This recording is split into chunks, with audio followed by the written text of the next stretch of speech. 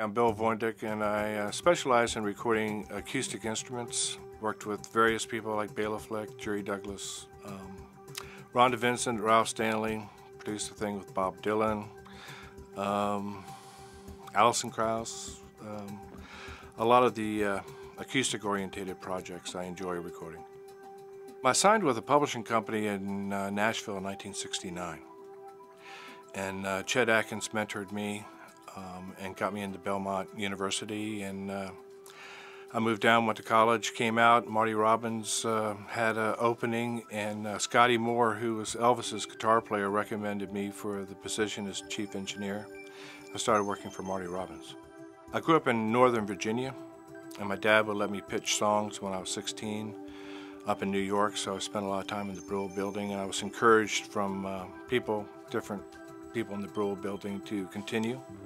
And I was in a prominent rock and roll band in high school and opened for a lot of the major artists coming through town. When I was junior high school, I started recording bands. When my band wasn't playing, I was recording other bands. I just never stopped recording. My dad wanted me to be a newspaper man, but my mom wrote songs when I was young, so I never really knew anything other than like original music around the house. One of my more fun memories was a demo session for Harlan Howard, and Keith Whitley was singing the demos. Harlan Howard, I met him in England. I was doing a show for the BBC, and I met him that evening, and he became good friends. And until I moved down here, when I came down to pitch songs about 3 or 4 times a year, he would always take me out to lunch. Harlan Howard was a dear friend, and those sessions with him were priceless.